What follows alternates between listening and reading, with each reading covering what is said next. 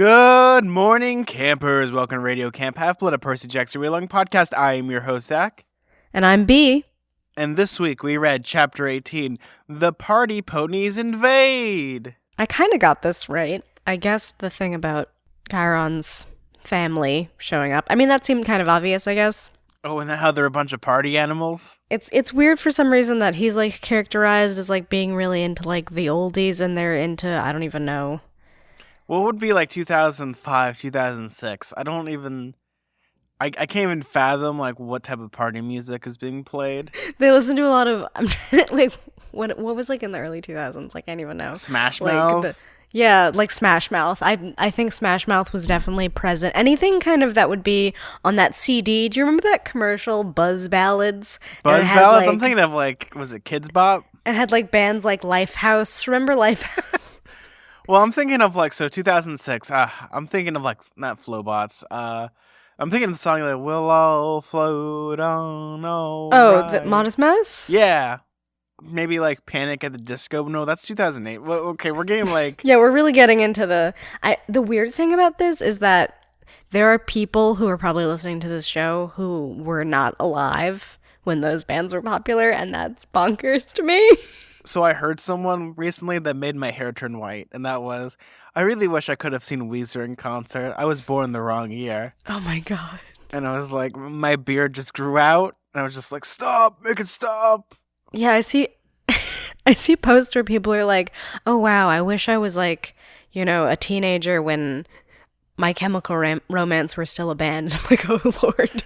Oh, make it stop me. I'm like turning into like a skeleton. Yeah, speaking of turning into a skeleton, just a heads up, if you guys notice any difference in my voice, it's because I'm getting over a cold. I'm not dying. Well, we don't know, but probably not dying. And if you hear me like slurring some more a little bit today, I just smell the wafting of like potato latkes downstairs, and I'm just like, Oh, for a second I thought you were like, well, I downed some whiskey before our show. Oh no, B, that's the aftermath. What an interesting episode that would be. Oh man, what an episode that would be.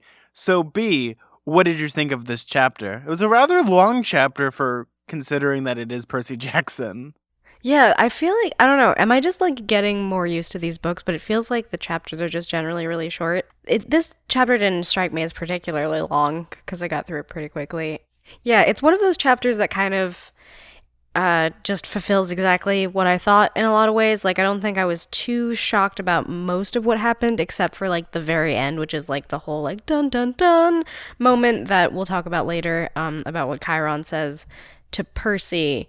But other than that, like, as far as the narrative beats are concerned, it wasn't, like, that gripping, I guess. I mean, I enjoyed it, but it's sort of like I predicted these beats to some extent. Like, oh, okay, so they're gonna have a fight with Luke and his cronies, I guess, for lack of a better word, and then the party ponies invade, which is obviously Chiron's weird trailer park family appears to help them, and then they escape, and then the main twist is the conversation that Chiron and Percy has. But other than that, as far as like what actually happens throughout the most of the chapter, I'm like, okay, well, that's kind of what I assumed was going to happen. Just like narratively speaking, like, oh, well, this is the stuff we need to follow up on. But I really did enjoy this chapter a bit. I mean, there were some parts that dragged, but there were some parts where I was like looking at it from both, like as a kid reading it and then as an adult and kind of seeing all the structures of this chapter. And there's some very interesting things that I found that I think kind of like delve into Rick Riordan's psyche a little bit. Do you mean the references to Civil War stuff? Because that definitely... Yes! I noticed that and I was getting like really like, wait a second, this is really weird. It's almost as if it's foreshadowing of some sort. Maybe there's like a 4 and like it's on a windowsill and the sun hits it at just the right angle that like it projects like a shadow, like a foreshadow.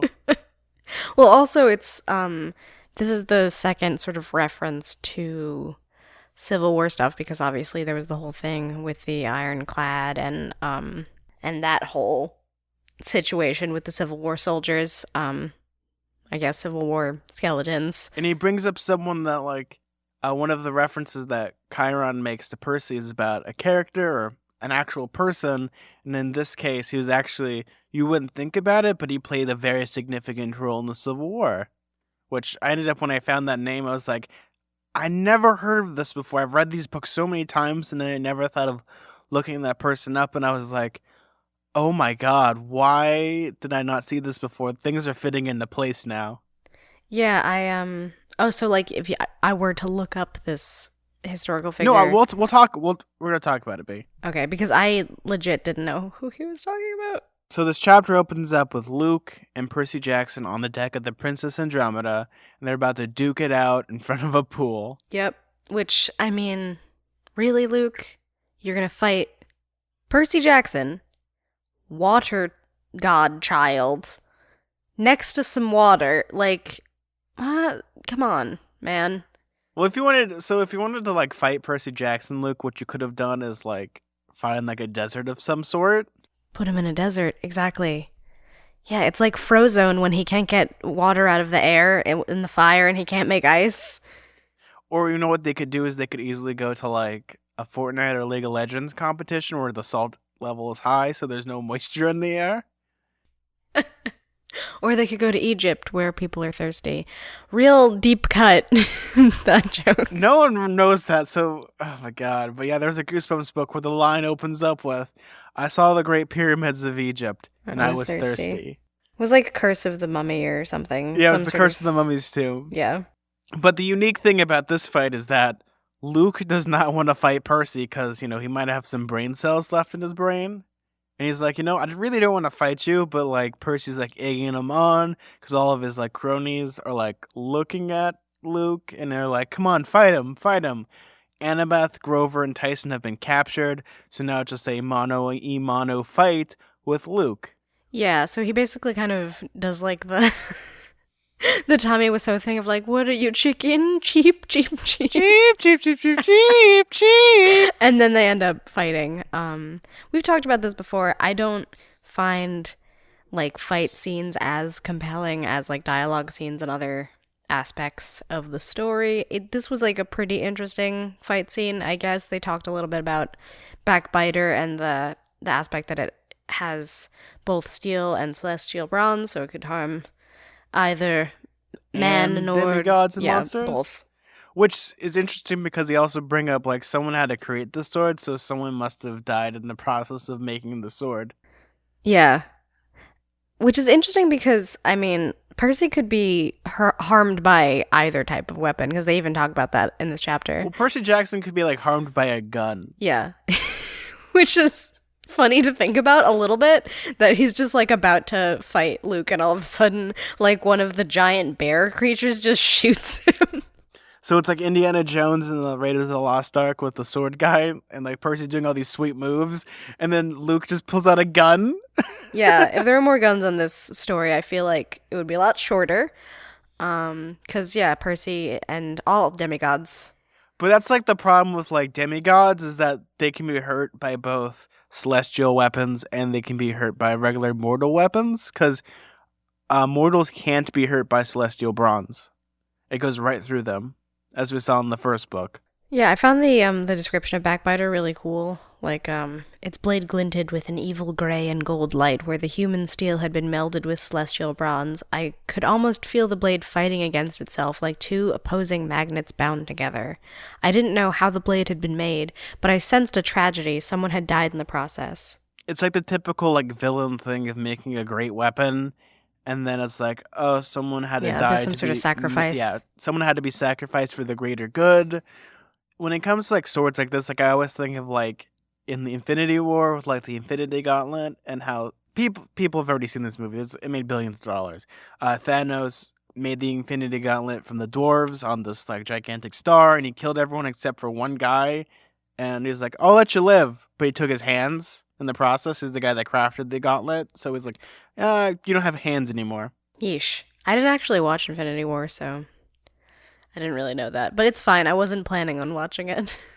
Yeah, definitely villain trope, evil weapon made from tragedy. Yeah, and as the fight keeps going on, like Percy Jackson jumps in a pool and like shoots Luke with water and kind of like trying to get the best out of Luke. Then all of a sudden someone throws Luke a shield, and then that's where like Annabeth steps and like, hey, you're cheating, and Luke's like, well, this is not really cheating. You should have brought your own shield. Yeah, why doesn't Percy have a shield? He has a magical sword that appears anywhere, but like a shield would be helpful. Well, then they get into that big old fight. One of the bears brings out a gigantic like obsidian black Pegasus to the point of where it's like Luke's gonna hop on the back of the Pegasus and he's gonna try to chase Clarice. Yeah, but the Pegasus doesn't like them, right? Because Percy can read its thoughts. It like says a bunch of like swears and stuff. It's like, oh, Merlin's beard. Like, I love the description they give about that. It's like, so the Pegasus was giving so many like salty languages that Chiron would have had to have washed its mouth out with soap or saddle soap, which was really funny. So what ends up happening is Percy Jackson and Luke get into a stalemate, and all of the cronies are about to eat Tyson, Grover, and Annabeth because Luke has just given the word because this is pointless. When all of a sudden they get like a tra-la-la as an arrow shoots one of the beasts in the face, and then all Hades breaks loose. Yeah, I like the description of that. It said a red feathered arrow sprouted from Aureus's mouth. Like, just the description of sprouted as if it like appeared so quickly it looked as if it grew it. Like, I kind of liked that. That specific description was really evocative. And then my favorite description about that is we don't even have breathing room. You hear Tyson say, "Ponies!" He cried out with delight. My mind had trouble processing everything. I saw Chiron was among the crowd, but his relatives were almost nothing like him. They were creatures with black Arabian stallion bodies, others with golden palomino coats, others with orange and white sports like paint horses. Some wore brightly colored t-shirts with day-glow letters. Then that said, "Party Ponies, South Florida Chapter." They are armed with bows, some with baseball bats, some with paintball guns. One had his face painted like a Comanche warrior and was waving a large orange styrofoam hand, making a big number 1. It's really fun and colorful how we have all these descriptions of all these characters and how, like, again, it's like the idea of none of them are going to have real bows and arrows. They're going to have all these fun little things like a paintball gun. Yeah, I almost imagine one with like a Nerf or something. A gigantic arrow with like a boxing glove attached to it, which is the funniest. Yeah, the description goes on. It's like another was bare-chested and painted entirely green. A third had googly eyeglasses with the eyeballs bouncing around on slinky coils, and one of those baseball caps with soda can and straw attachments on either side. Like, imagine just like showing up to a battle and they just have like everything in a joke shop attached to their face. It's funny because if you've ever actually gone to like a football game, this is what people actually wear. It's not surprising. Like, suspension of disbelief has not been altered one bit. Save for the whole centaur thing. And I love that about this is that it's so grounded in like child humor almost. Of course they're gonna have these gigantic centaurs, like these powerful beasts with like funny things on them as they like kick butt. Yeah, I think that kind of livened up the fight scene a little bit because it's just sort of like this one-on-one typical like hero versus villain fight, and then they all of a sudden like rush through, and they've done this a couple times in the Percy Jackson books where it's like, oh, they're down a man or they're struggling and he thinks he's gonna lose, and then some person swoops in to help him, and in this case it's like a whole like stampede of party ponies. But I thought that this was like a fun twist on that. I liked the physical descriptions of Chiron's family. I thought it was like a fun, unique kind of world building aspect that I enjoyed. Also, like in a kid's head when you're like thinking of all this, like I can picture this so easy compared to the beginning half of this chapter where it's just like, another fight scene. Percy's going to use his water powers. But like, wait, what? We're going to have all these centaurs, like dressed all brightly colored, and they're going to have all these funny things on your head. And all of a sudden to a kid that's like putting like extra kindling to a fire, it's like their imagination just blows up. And that's what I found to be the most enjoyable of this chapter was like these interactions they have with the party ponies, especially like once they like kill most of the creatures and Luke gets knocked out by an arrow with a boxing glove attached to it. Very like Green Arrow-esque funny. Yeah, the weapons like are much more interesting than just like a sword fight or whatever. Like, it's just these weird like slapdash things that they threw together. The coolest weapons people remember are the ones that are the most unique, like lightsabers, laser swords, proton packs. They're unlicensed nuclear accelerators that have not been tested yet. And you have like things that are like, I love the first Ninja Turtles movie, but I can remember all the fight scenes in the second one because they try to like tone down the violence. So they use things like sausage links and like party stuff. And yeah, that's like more interesting to me, I guess. Like I find that to be, I can remember that more than the first movie, those fight scenes. And there's certain things that are more interesting than just swords, guns, explosions. Like, after a while, everyone knows what that is, but when you add in the element of, hey, we have an arrow with like a boxing glove attached to it, all of a sudden it becomes more interesting because that's something that you rarely see in anything. Yeah, it's also like, I do find it wears a little thin that Percy always has like the ace up his sleeve, having his water powers like, oh, like you got me down, but I can summon this water to splash you in the face. Like there's always like that he ends up using in a battle, and you're like, oh wow, the water boy used water powers. Also, there's the idea in this chapter that Percy gets stabbed and he just jumps in the water again, heals himself because there's no danger. Like, it's the one thing I hate about books. Like, I love Percy Jackson, but when you have these situations where there's no real danger, it kind of like cheats the audience a little bit because there's no stakes. I mean, he was still hurt though, right? He couldn't heal himself completely. It just made him feel a little bit better to be in the water. But like he had still some like serious injuries, and that's why he needed the party ponies to help him.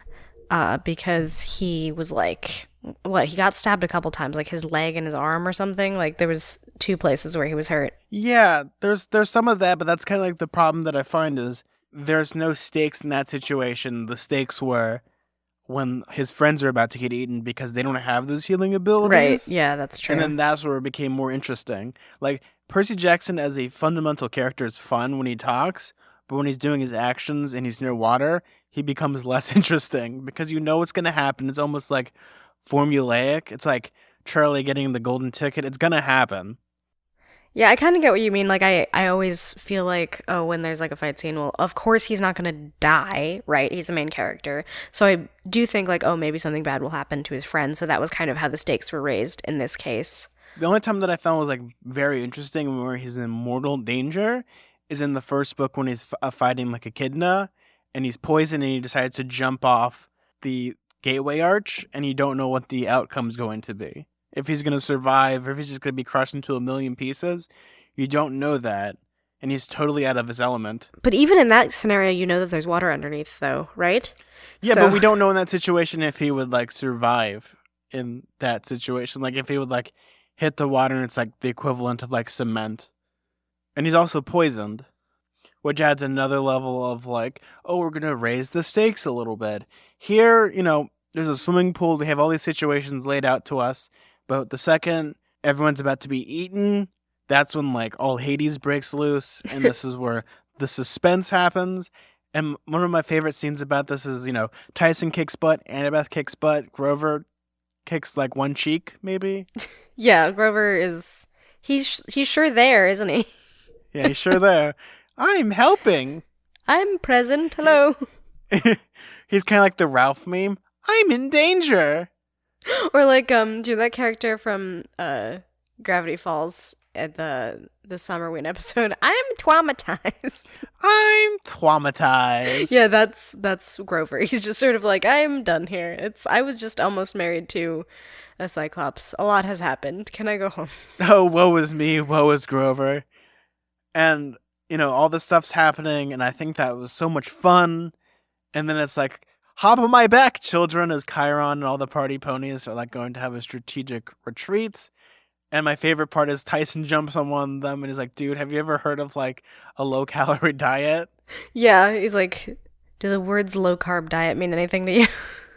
Like, that's a really funny joke, you have, it's like, dude, have you ever heard of a low-carb diet? And it's like, okay, that's kind of funny because he's a big, like, beefy dude, and even, like, a party pony might not, like, be able to support you just a little bit, but that's okay because they magically gallop away at, like, super speed. Like, if they were to, like, edit this into a movie or maybe a new TV show, I think it would be funny to have, like Fast and the Furious, like, changing of the gear sounds like... I I was gonna say that I like the specific lexicon of Chiron's family. Like they all say like dude and man and stuff. So because they're like beach bums, I guess. That's No, like no, no. their... They're like bros. Like, dude, bro. The only bro that I need is you, bro. Bro. Yeah. Oh my God, Brosidon, God Lord of of the the Broshan. Broshan. Yeah. Yeah, bro. Like, dude, like, they like hop, skip, and a jump, and like they're out of 3000 out of like the Princess Andromeda. And the best joke in this that actually made me laugh because I had forgotten about it is they go to a trailer park and it's filled with horse trailers, which is such a great pun. Like, that's great humor. Isn't that always exciting when you're in a car and you see a horse trailer? That's like always really exciting for me. Like when I'm driving and I see a horse trailer, I'm like, there's ponies. I see the ponies. So, B, do you want to hear a fun fact about my city? I do. And the cities around me. So where I live, there's like a really big like horse like city that's just world famous for its horses. So all of our like streets are like wider purposely so you can like ride your horses down the street or down the sidewalk. And there's actually like horse crossings and specific like horse paths instead of bike paths. Yeah, something about Horse City is like a very funny phrase to me. Like it's just a city where the horses rule. Humans aren't allowed. Nay, you are not allowed within the city limits. Ever since the Great Stallion Uprising of 1962, it's been a horse city. So you're telling me I just imagine it's like BoJack Horseman, they all like drive around in like Mustangs? Yeah. But they're also, I guess, all really like depressed. Anyway, yeah, I like the horse trailer joke is pretty funny. I also think it's like a pretty convenient plot thing that the centaurs can like move faster than people, because that's like, I feel like that's gonna factor in later as far as getting to Camp Half Blood on time, because even like Chiron says later like, oh, like we're different than humans, like our time is different for us, we go faster than like Half-Bloods and other people. Well, I mean, it makes sense because, like, they don't have people feet. They have horse bodies. They can go pretty fast. There is the term horsepower when it comes to referring to engines and torque. Imagine Red Dead Redemption 2, but the only difference is instead of horses, you have centaurs. See, I want Red Dead Redemption 2 to have an ability where you can become a centaur. Yeah, I feel like that. But then you open yourself up to being rustled because someone could steal you because you're a horse. Dude, now I want like a book series where it's like you're a centaur in the Wild West.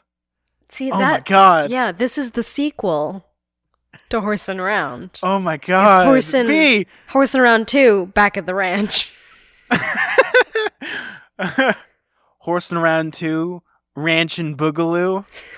But yeah, B, that's the sequel. Or it's like, you know, every like, we have to go back to our roots, and they go to like the old family like horse ranch. Yeah. Up in Texas. For some reason, this is sounding a lot like a Chuck Tingle book. Hey, so Chuck Tingle, if you listen to our show, call us and we'll make this book together. We'll pitch it. Yeah. But yeah, I like that about this is, you know, again, it's the idea of like they are technically supernatural creatures. Like we've seen this before with like water nymphs and like, you know, they have the ability to breathe underwater and go into any stream. Same as with like wood nymphs and how, you know, they can like melt into trees and do all that stuff. You know, it would be obvious that, you know, centaurs have the ability to travel really fast. Again, maybe it has to do with the mist, or maybe it has to do with like several elements. But and again, it probably might play a role in getting them to Camp Half-Blood because, you know, they can't take a plane. And I think the nearest like rocket jet car is like 1,000 years away. Yeah, them trying to figure out how to get back to camp feels a little bit like Dora the Explorer or something, just sort of like, well, we can't go under it. We can't go over it. Like, they're just trying to, like, sort of troubleshoot different ways to travel. Can you find a way? And then the cursor just goes on to like, Chiron. click. Very good.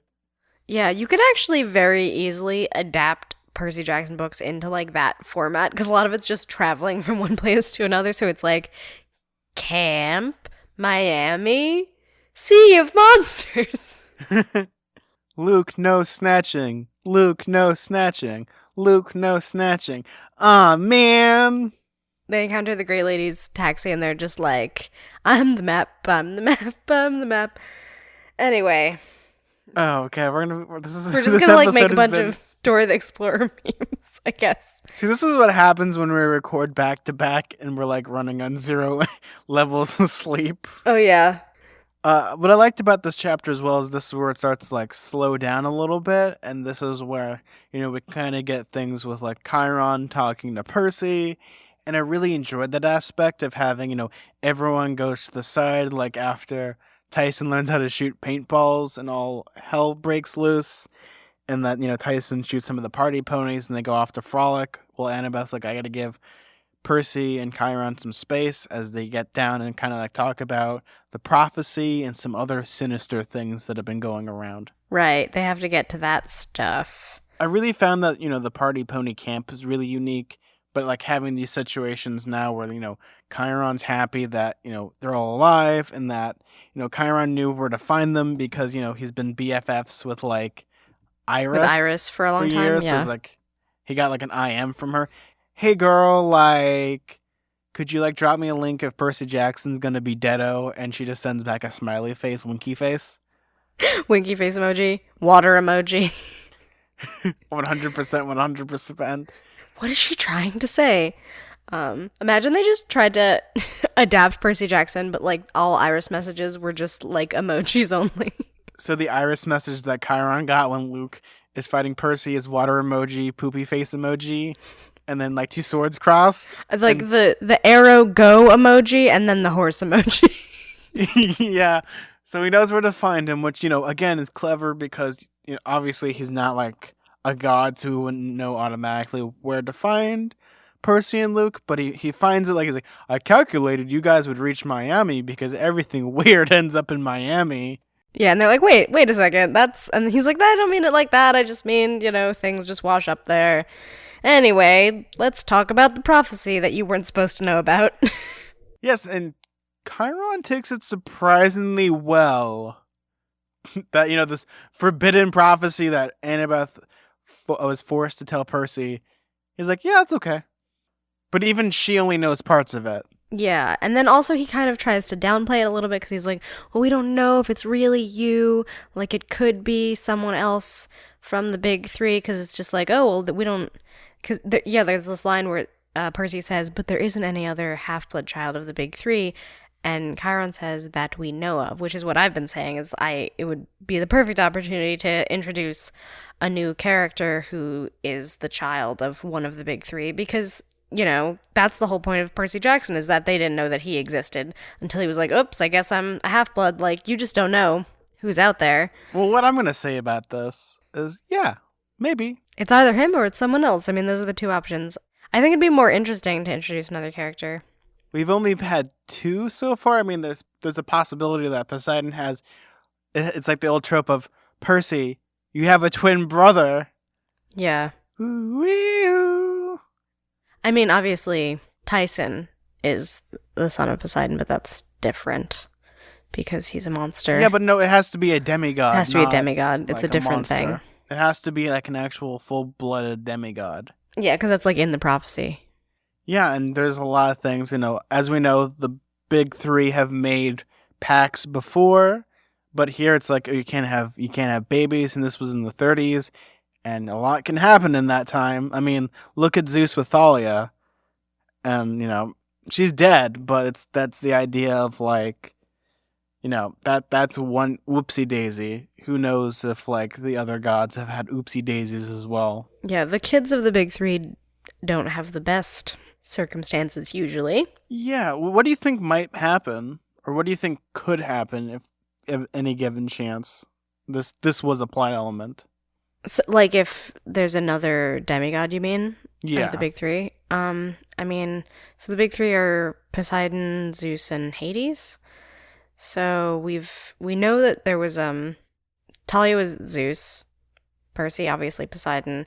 Hades would be a plot twist. He seems to like not bother anyone though and have any kids, but it would be like such an obvious like villain thing to be like, oh, see, it is a Hades kid, or like a good like teaching object lesson to have the son or daughter of Poseidon, or son or daughter of Hades be like a good person who doesn't want to like fulfill the stereotype of Hades one way or another. So that could be like a good opportunity for a character. In context with all of them, you know, Zeus would seem the most likely because it's happened before. He fell in love with like an actress. Yeah, Zeus is pretty well known. Yeah, so that's a possibility. Even Poseidon, like even though he loves Percy, like that's also a possibility that, you know, he could have found someone much like Sally Jackson. And that'd be such a betrayal. Or again, it's always the twist of like, Percy, there's a twin. Yeah, I mean, I feel like narratively it doesn't make as much sense to have like another surprise demigod who's Poseidon's son, just because we already had the Tyson thing being like the son of Poseidon, and then like that's Percy grappling with one of his quote unquote siblings that he didn't know about. So just I feel like that'd be kind of retreading. So I just don't think necessarily that it's going to be Poseidon. I'm leaning towards, I'm kind of split between Hades and Zeus, because in some ways Zeus seems obvious, but what we also have to remember about Hades is, even out of all of them, he's the one that withheld every bargain. he's the one who kept the deal. But that would be like the biggest plot twist, is if he didn't. Yeah, and it's also the idea again of like, remember in the first book, he was like, I'll give you back Sally Jackson if you do X, Y, and Z. And he Percy keeps Jackson his word. inadvertently does X, Y, and Z, and he gives him back because he's not what we perceive as Hades as being evil. He's just like, and I've been doing this for a while. I hate both of my brothers because really, you think about it, they all pulled sticks, and Hades got the short end of the stick. He's like, oh, I got to look at all these dead people now. Yeah. Okay. Yeah, so I don't know, it would be interesting if it was the child of Hades, because we haven't obviously met any children of Hades or heard about them at all, because he has completely kept up with the deal. Well, like, we've heard of children of Zeus before, we've heard of children of Poseidon, so that would be like the most interesting to me personally, but I don't know. That's like my guess, but also kind of my hope that that's what's gonna happen. I don't know, I don't want the person in the prophecy to be Percy, because person in the prophecy to be Percy is kind of a mouthful. Well, I mean, it's also the idea of, okay, I'm going to spoil some Harry Potter stuff. In Harry Potter, much like prophecies within Percy Jackson, sometimes you might think it's one person, but it might be a completely different person. Right, it's phrased in like very specific ways. We've talked about this before. Prophecies are never straightforward. They're written like fortune cookies or something. They're like, they have like a lot of weird double speak to them, so you never fully know what they actually mean. And we don't technically know what the full prophecy is verbatim. We only know that a demigod, when he turns 16 of the big three, something's going to happen. Yeah. Something that he has to make a choice, or I should say they, because I have no idea who it's going to be. Yeah, I hope that it's not Percy, I guess. Because also it's like, it's so centered around him in some ways, this story, and it would be cool to like, be like, oh, well, there's this other hero that's important, because it's kind of like so obvious in a way to be like, the big prophecy has to do with you, the hero whose name is on the book. I'm looking at you, Harry Potter, but technically in Harry Potter, Harry wasn't the chosen one, it was Neville. Yeah, I knew that actually, which is weird that I do, because again, only read the first one. Sorry, everyone. We've just completely like have spoiled Harry Potter, but seeing how like there's almost been like 1 billion copies of Harry Potter sold, like statistically, if you're reading a Percy Jackson podcast, it's almost funny if we were doing like a Harry Potter podcast and we're just spoiling everything about Percy Jackson. Yeah. Well, that's what I would do. I mean, like, I also spoil everything about unfortunate events and everything else. Yeah. Okay, the second you have like a theme park attraction and like a whole land, like spoilers can go out the window. Once there's bumper stickers that say Snape killed Dumbledore, then I think it's okay to just kind of talk about whatever. But it's like the idea of here, you know, prophecies are always unique things, and how, you know, they're not always like one-sided. Sometimes it's more, sometimes it's less. It's so vague, and all I'm going to say about this big is, yep. Yep, because you can't tell me, obviously. Again, prophecies. I feel like Percy in this case, because I'm trying to sort of parse what's going on. Percy's parsing the prophecy. Yeah, I don't know. So as that's happening, also the other important things happen, such as, Percy isn't really sure if he'd be the right chosen one, or like, kind of like now he has this problem of, what if I am the chosen one? And he's like, I can't really handle this responsibility. Do you know what that reminds me of? This is like a really funny story, but my friend Katie, she's Jewish, and she turned to me one time and she said, what if I'm the Messiah? I don't want that kind of responsibility. Which is like kind of what Percy's going through a little bit. Like, well, what if I'm the Messiah? I don't want that responsibility. Like, he even says when he talks to Annabeth that one time where she like has the hubris of like, oh, I could make the world better and greater than it ever was. Percy doesn't have that type of confidence in himself. I mean, I've read books before. It's like, you're the chosen one, and the person's like, I'm out of here. Nope, not doing this. Yeah. And it's like there's some extents of where it could be great humor, and then a lot of books with chosen ones are always going to have the moral conflict of, what if I'm the right person? What if I do all these things? It's like it always happens in these books, because it's like, am I destined to be the one to do these great things? Like, I'm just reading Mistborn right now, and we're getting to that. Like, oh, there's a prophecy, and it's just like, oh no, here we go, and we have to have all these conflicts. And yes and no. I mean, the chosen one has been like a trope since like the beginning of time itself. Yep. So it happens. But my favorite thing about this is kind of the conversation they have, and we're going to get to right now. I'm just a kid, Chiron, I said miserably. What good is one lousy hero against someone like Kronos? Chiron managed to smile. What good is one lousy hero? Joshua Lawrence Chamberlain said something like that once, just before he single-handedly changed the course of your civil war. So you looked up this guy, because I didn't. So I did, because I was like fascinated on why particularly Rick Riordan chose someone like him, and specifically Chiron didn't say he was a demigod. So it's someone that's so great, possibly just a mere mortal. Right. So I actually looked him up about him, and you know what I found out about him? What did you find out? So what I found out about him, it's kind of interesting. So Joshua Lawrence Chamberlain, prior to the Civil War, he was a language professor. And when the Civil War broke out, when they fired at Fort Sumter, he's like, I'm going to join the Union Army. I have to defeat the Confederates, kind of like the wrongdoings of them.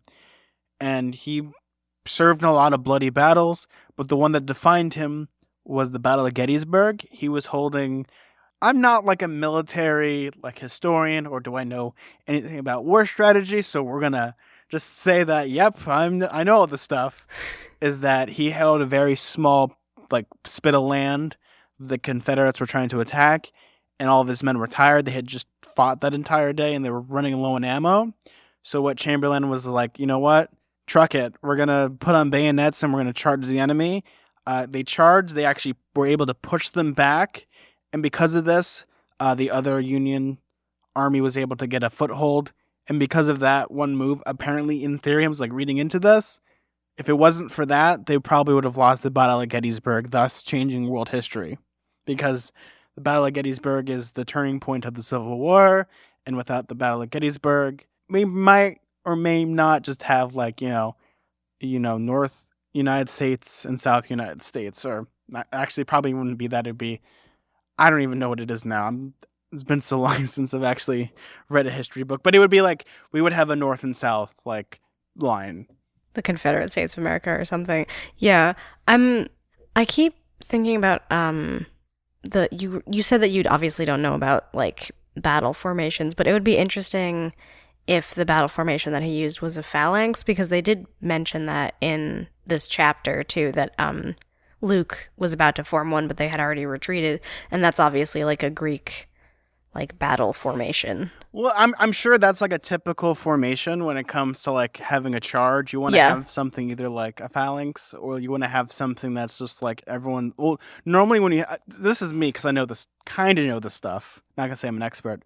Is typically when you do a bayonet charge, you want to have a line, you line them up, and you just start running because you want to have the biggest possible field so people get stuck into it. Because the whole point of a bayonet charge is, this is your last ditch effort normally, and this is where you're getting in up close and personal. But it's it's unique to have the situation where you have someone that's pretty much they're surrounded and they don't have ammo. Much like Percy Jackson in this chapter, like he's surrounded, he doesn't quite have the weapons he needs, and the surprise attack happens, and all of a sudden he is able to get a foothold. So they're making like a battle comparison there. So it's not the comparison to Luke, obviously. It's the comparison to Percy, because he was down and out, and they thought that he was going to lose, but he didn't. Yeah, and it's the same thing as, like, I'm looking at this and thinking about, like, what we've read so far, and it's very similar to this. And having, we have all these, battle formations, you can have all these things, but the most important thing is an average man, or in this case, Percy, or a boy, he, like, saw what was right and wrong in the world, and he picked a side, and now he's kind of like, he has to pretty much put on a brave face and, like, do a bayonet charge, or do something in that way of having, like, a man of humble beginnings is able to change the world in a very impactful way. Same as with Percy Jackson, because as the chapter goes on, Chiron's kind of telling him about, like, you have the ability to walk in both worlds, as a demigod and as a mortal. Like, you can actually be hurt by both weapons, but you can also change both the gods and the mortal world at the same time. It's like the path that you both walk. Yeah, that's his, like, whole speech. Do you want me to read that passage, actually? Because I think it's a good one. Oh, yes, please. He pulled an arrow from his quiver and turned the razor-sharp tip so it glinted in the firelight. Celestial bronze, Percy, an immortal weapon. What would happen if you shot this at a human? Nothing, I said. It would pass right through. That's right, he said. Humans don't exist on the same level as the immortals. They can't even be hurt by our weapons. But you, Percy, you are part god, part human. You live in both worlds. You can be harmed by both, and you can affect both. That's what makes heroes so special. You carry the hopes of humanity into the realm of the eternal. Monsters never die. They are reborn from the chaos and barbarism that is always bubbling underneath civilization, the very stuff that makes Kronos stronger. They must be defeated again and again, kept at bay. Heroes embody that struggle. You fight the battles humanity must win. Every generation, in order to stay human. Do you understand? It's like, woo, okay. Intense speech there. I give credit to Rick Riordan. He knows how to write heroic speeches. It's almost like, when it comes to Rick Riordan, I'd love to actually learn a little bit more about him. Like, we could look at interviews and stuff, but it's like the things that he likes in his life are kind of, obviously they trickle into his books. Like, an author that says, like, oh, I try to not put myself into my books. Like, to an extent that is true, but for the most part, you put in things that you like because, it's your story, and in your head it sounds cool. Yeah, I mean, his experience for sure goes a lot into the books. Yes. And it's very unique that he uses the Civil War as an analogy in this book, especially because you have the idea of, Luke has a side and Percy has a side, and they both want pretty much, in a sense, the same goal, but they want to take it in different ways. Like, Percy wants to preserve his way of life, while Luke wants to make and preserve his new way of life. And then you have, the means of the ends with Kronos and all the gods, and how, there's old, like, debts that need to be settled with, like, Kronos. Like, he wants to get payback. Luke also wants to get payback. And Percy, he's finally found, like, a sense of peace or a sense of normalcy in the life of being in Camp Half-Blood and being able to, like, actually have something they can, like, hold, like, tangibly hold, much as, like, holding Riptide. And he's all these friends now. Like, if you look at the first book, Percy Jackson's, like, a troubled kid. He's kind of, like, I hate to use this word, but he's kind of, like, a little bit of a loser. Yeah. A little bit. Like, he gets kicked out of all these schools. He has all these problems. He blames it on all these things. And in the end, all the things that he blames are actually, what makes him special. Yeah.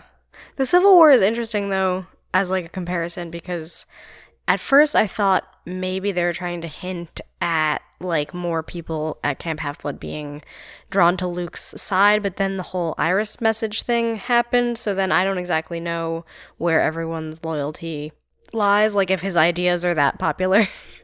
So now that everyone knows that Luke is, like, a crazy person that's, like, a wannabe Charlie Manson, like, some people are, like, drawn to that. That's true. And then there's some people that are kind of like, I don't want to do that. That's stupid.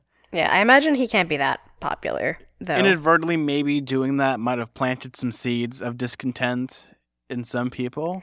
Yeah, I keep thinking, like, the next book, I feel like when they go back to Camp Half-Blood, there's going to be a lot of questioning, like, what people's alliances are. Like, yeah, like, where they where they stand as far as the Luke thing, because again, like with the Iris message did happen, so it's sort of like, oh, well, you know the truth about him, but that doesn't necessarily mean that everyone will still see him for what he is.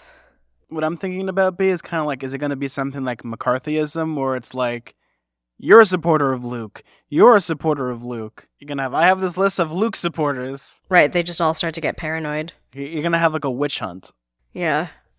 I mean, I hate to make another Harry Potter comparison, but like it's sort of like the whole like, oh, are you allied with Voldemort? Are you secretly a Death Eater or whatever? Like the whole idea that like a lot of Slytherin was working for them. Well, you can't say that, B. That hurts my ears. I have to edit that out. It's he who must not be named.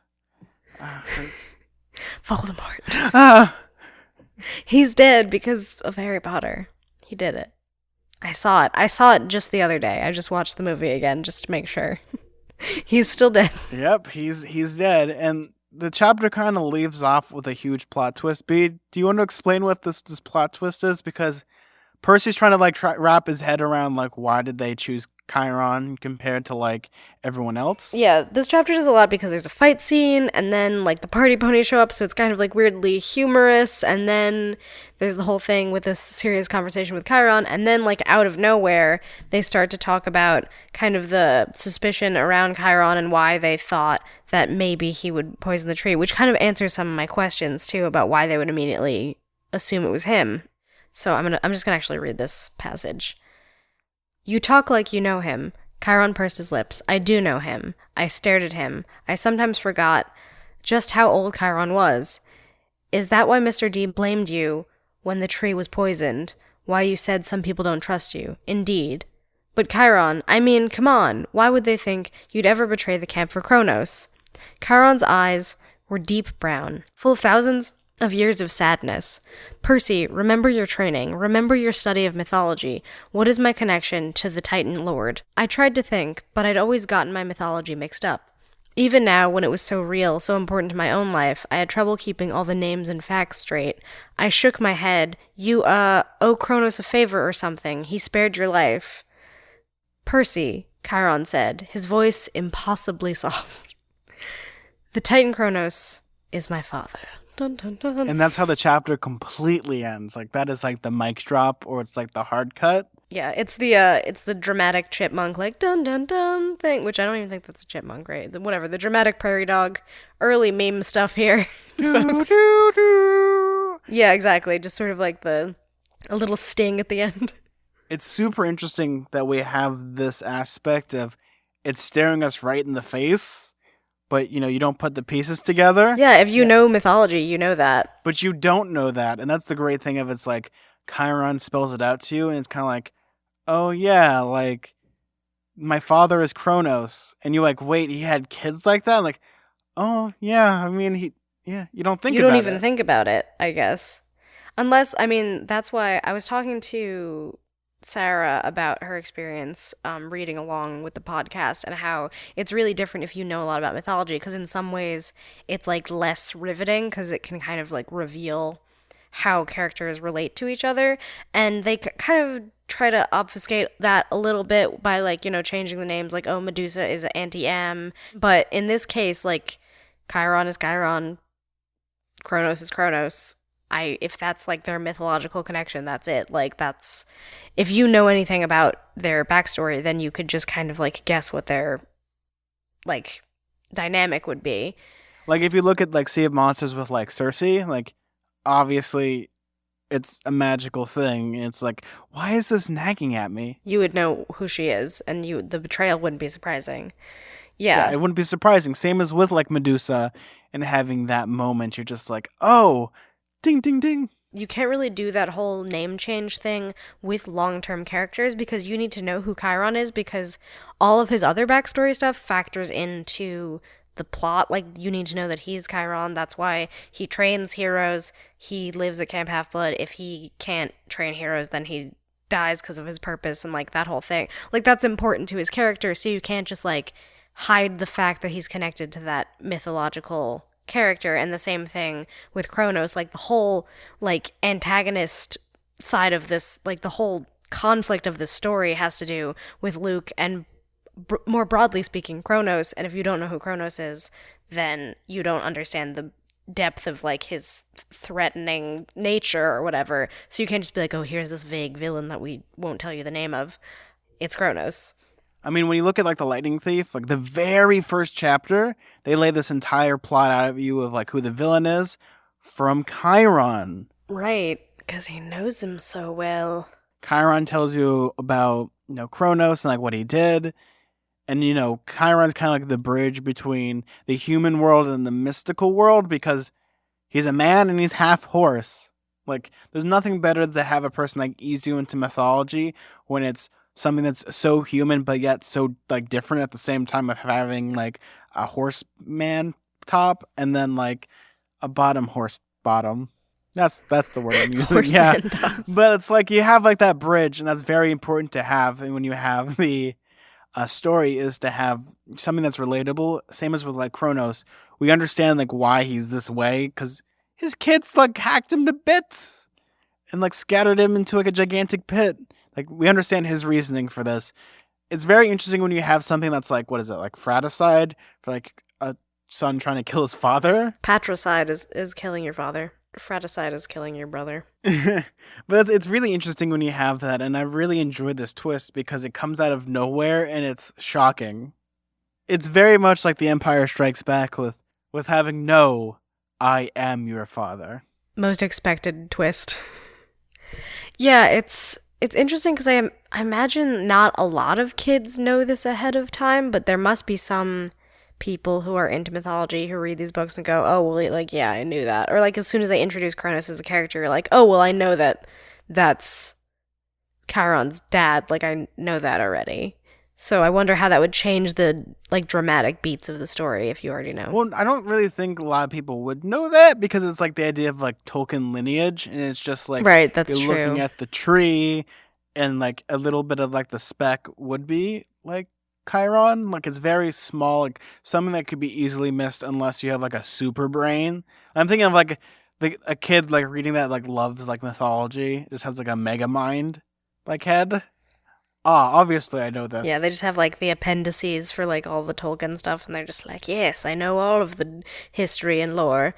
I've never been one of those people. Oh, I don't understand it. I don't care, because if it doesn't affect the story all that much, I'm like, I don't give two trucks. And in some ways it would affect the story negatively, because if you knew this, it wouldn't be as interesting, because you'd be like, yeah, I know. Okay, so what? Or, like, you'd find out, like, way early on, like, oh, you're talking about Kronos. Even, like, the best twists are like the ones where you have the cards close to your chest. That's why the Star Wars prequels undo all the mystique in having, here's the backstory, other than Darth Vader's evil because he's evil and he was seduced by the dark side of the Force. Other than, oh, I love you, Padme, but I'm a senator. Wait, why can't we love each other? Just because. Well, let's have a secret wedding. As we frolic through the the fields, and I wear like really skimpy clothing, and we can't talk about like, having like celibacy. Oh man, it just, George Lucas, I hate you sometimes. Sometimes the show feels a little bit like just an excuse for you to roast movies you don't like. Oh, we're gonna get to that because I haven't even talked about the Crimes of Grindelwald yet. You like literally texted me and you're like, "Can I rant about the Crimes of Grindelwald on our next podcast?" I'm like, I guess. Yeah, we're gonna talk about it real quick. And you don't care if you want spoilers, right, B? I do not care, because I do not plan to watch it, because I don't want any of my money to even remotely end up in the pocket of Johnny Depp. Oh, God. But, yeah, so the chapter kind of ends with, like, this nice little twist. And what do you think is going to happen next week, B? So, B, what is the name of the next chapter? Chapter 19 is The Chariot Race Ends with a Bang.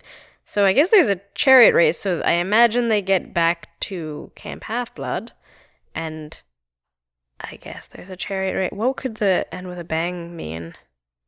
It's very vague. Something bad happens. Yeah. Is, like, Luke gonna pop back up again or something, or? I don't know. You're telling me. I mean, I hope that they, like, fix Talia's tree. I hope that they're successful with that. Well, you would imagine they would get there. I mean, Clarice is probably in Camp Half-Blood as we speak. Maybe Ends with a Bang isn't necessarily a bad thing. Maybe it's just like they have a fireworks show because, yay, everyone's happy. I don't know. There's still, again, you updated me about the number of chapters. It's not 22, as we've been operating under the assumption of for a couple weeks now. It's 20, and we're on 19 now. So it's... For some reason, I kept looking at it, and my brain was like, 22. Yeah, that seems about right. That gels. Yeah, you sort of just, estimated. But yeah, this is the second to last chapter, so I don't know. A lot of things have been tied up so far, but there's still some answers that need to be answered. Yeah, the only things that really need to be tied up are like the main big thing about Luke and bringing back Kronos, and then there's the tree, which I imagine is going to be taken care of. There's Mr. D has to be like reckon with Chiron, being like, "Thanks for selling me out, you terrible jerk." Bro, and they just like hug it out, Dionysus and Chiron. Yeah, I can't really think of anything else that could be wrapped up this chapter or this. Even in this book, like I don't think. Obviously, I'm not gonna wrap up the Kronos Luke thing, and it would be weird if he just appeared again. Well, they already established that Chiron said that Luke and Kronos have already sailed away, like they're gone. Yeah, so it just doesn't make sense why they would be there. So I don't know exactly what Ends with a Bang could mean. I guess it could be like a positive thing too, because like never trust a Rick Riordan chapter title. No, you should never, ever, ever trust a Rick Riordan chapter title unless it's something good, like I accidentally vaporized my pre-algebra teacher. Yeah, we'll see, I guess. I don't know. I don't have any other guesses aside from that, because there isn't as much that needs to get done, I guess, in these next two chapters. I can't even really imagine why there needs to be two more, because just like I feel like one more, I could see them wrapping up most of everything, but unless they like do one of those sort of like introduce like last minute like another conflict thing. So in the first book, there was the thing of they had the return of normalcy, and then they had an extra chapter at the end, kind of having the sparring match with Luke and Percy. Right, with Luke. Yeah. I almost called Luke Perry, and that got really confusing. That's not his name. Yeah, not that Luke. No, Or is it Luke Danes from Gilmore Girls? Now I'm thinking of like a young kid version. Actually, so 91210 Luke Perry fighting Percy. Oh no. That's where my brain is today. I can't really guess other than that, though. Like, I don't, because it's just, it would just be kind of from left field if it was beyond that, because other than that, it's like, there's kind of, we've mostly wrapped up here. Well, the things that they haven't been wrapped up yet is kind of like Annabeth still is kind of racist. Well, I guess not really, though, because we dealt with that a little bit with her reckoning with Tyson and Tyson coming back, and she's definitely apologized a couple times. She might have like one big speech about how she was wrong or something. I don't know. Or like at least might go up to Tyson and apologize. And so what happens is like she starts talking and all of a sudden the whole background behind her fades to black and the spotlight comes. Hey guys, racism's not cool. Yeah, like we had a lot of fun here in this chapter. We had a lot of fun here this chapter. We had our ups, we had our downs, but we need to talk about something that isn't cool. Racism. Jesus. And then that's when, Tyson would come in and he'd say some things, and then Percy would say some things, and then they would just cut to everyone and doing like It's a Small World After All. Yep. There we go. I've just made the Percy Jackson PSA about racism. Rick Riordan, yeah. Stay in contact. For some reason, Percy's like sitting on a chair backwards. Hey, fellow kids. So yeah, that's pretty much it. I don't have any predictions, because if I were to predict something, it might be spoilery. You just tell me, yeah. Unfortunately, we didn't get any listener mail this week, because we did record this back-to-back. Next week, we should have tons of it, because we're still doing a giveaway. So we're going to be giving some good old copies of the Lightning Thief musical, courtesy of our friend Joe Trace. And we will be giving them away. All you have to do is send us an Iris message, and that's super wonderful. And we're going to send you a copy. We're going to pick one person once per week. So you can send as many messages as you want, but it's only going to be how the email process works is even if you spam the inbox, it's only going to show up as one entry. You can send us a message, tell us why you love the Lightning Thief musical, or kind of like have any questions specifically for us. We also didn't get any iTunes reviews because, again, we recorded this early because of Turkey Day, and as of this recording, both of us are really stuffed, and like we can't move, and like. Yep. Well, not yet. A couple days we will. Well, no, this is the pre-warning. So like, if you don't hear of us for like a week after this delay, like send help. We've both like have gone into like a food coma. Yeah, I've either died from eating too much food or I've died from the consumption, which is taking over my body currently. Or both. Oh, speaking of consumption, let me tell you about the Crimes of Grindelwald and how that movie's a train wreck. I wish I had the consumption. Here's a PSA about how bad this movie is. Oh, God. Okay, so the best way to put this movie is my short review. This is going to be really easy because I've thought about this. Is what a piece of boring trash that movie was. Like, I could easily go into like why this movie sucks, but I'm going to talk about something much better, and that is what a sequel is supposed to do. And let me get it nice and comfortable in my armchair. It's a really nice, armchair. Is that a sequel is supposed to, establish the world again, but also kind of improve upon it. What the Crimes of Grindelwald did was took the first movie, kicked it, and then was like, look at me, I'm establishing everything. And they did everything terrible. Nothing happened in the movie. Like, what I mean by that, B, is I'm sitting there in the theater, I'm watching, like, pictures happening, and in my brain, I'm like, man, I have some stuff I gotta do tomorrow. I gotta, like, pay some bills. I have some things I need to edit. Like, I'm thinking of everything other than the movie. You're just, like, wandering. Yeah. Like, the best way to put it, B, is I can't explain the plot to this movie because it's the equivalent of you take the script of that movie and you're throwing it into, like, a paper shredder, and I'm trying to read the script while it's shredding. Yeah, and you also have to look at Johnny Depp's crusty face, which, like, I would pay not to see that. So, Johnny Depp looks like a crack rock in this movie, so, like... Well, that's what I said, because you were like, he looks like he's on crack, and I was like, no, he looks like he is crack. Yeah, so, but you know what the surprising thing about the Crimes of Grindelwald is? He may be in the movie for about 3 to 5 minutes. That's about as much as you can take. Also, I guess he has to, like, go off and, like, do other horrible things, so he can't be on set for too long. No, I mean, his performance, like, he didn't seem as, like, coked. Allegedly, I'm just gonna say allegedly before the... Allegedly. Yeah, so we don't get sued. If Johnny Depp is, like, trolling through Percy Jackson podcasts to try and, like, sue people, like, all right, we know that you're very out of money right now. So, allegedly, when Johnny Depp, like, is acting, he's just coked out of his brain. Here he felt like a normal functioning person, even though he's the most boring part of that movie, on top of boring parts of movies. I gotta, like, take my glasses off, because someone told me something that I didn't believe. And B, do you want to hear the reason why this movie is terrible? Well, I think there's a few, but sure. What's one of the reasons? So there's a part in the movie where Grindelwald is telling everyone, if we don't stop, like, the Muggles, like, this is gonna happen. And he shows, like, an atomic bomb and the Holocaust. And I'm just like, oh, God. Like, he wants to prevent the Holocaust. Which, okay, good on him, but not in this context. But he's also a wizard Nazi, though, so that's kind of... Yeah, so... It's like, in order to prevent the Holocaust, we want to have a Holocaust. Like, you sound like a fascist. Do you understand what you're saying there? Oh, God. I could talk about this movie all day and how much it pisses me off, but for the people that said this movie ruined their childhood, like, there's far worse things that ruin people's childhood. Look at the Black Plague and polio. This movie is just, like... It's just sad, though. Oh, God, like... I think the most important thing is if you told someone, like, you lied and said, hey, did you read the book first? And someone said, yeah, but it wasn't as good as the book. Yeah.